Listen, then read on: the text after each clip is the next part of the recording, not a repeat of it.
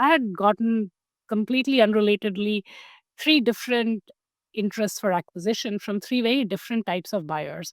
And so that was kind of somewhere in the back of my head when, I landed there and, faced this decision.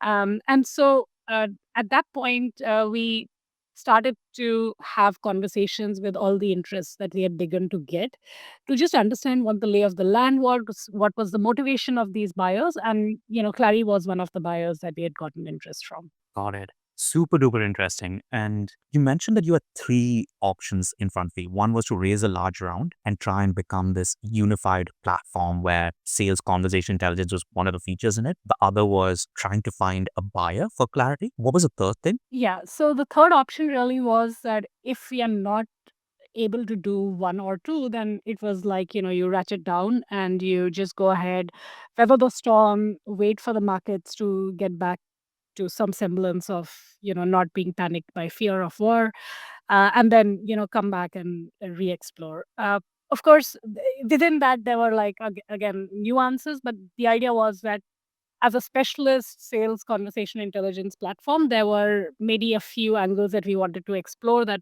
we thought could deliver end-to-end value versus, a little bit of the just going deeper versus broader. Got it. Makes sense. Cool. Um, what do you think? You mentioned that there were three companies who reached out to you regarding a potential acquisition. I'm sure they used the word partnering up when they actually emailed you. How did you actually get on these companies' radars? How do you think that ended up happening? I think that's a good question. I think it was a combination of a couple of things. One is we had gotten featured by Gartner in their, the emerging segment. And I think that definitely brought us, into the notice of some of these players, right? One of them was actually not a company. That was a PE fund, which already had like one or two companies in the portfolio, which they thought they could kind of combine forces and create a more unified product. So there were three, and one was of course like a VC funded company, one was more bootstrapped, and then the third was a PE buyer.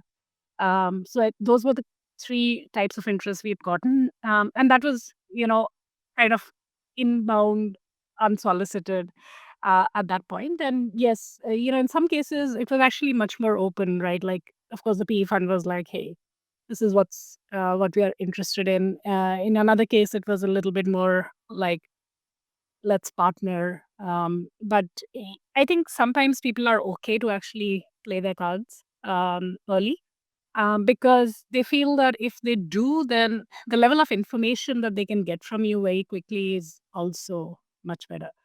But just for context, leading up to it, and it had been 4 years us building the company, but that was already like the fourth time we had gotten interest from potential acquirers.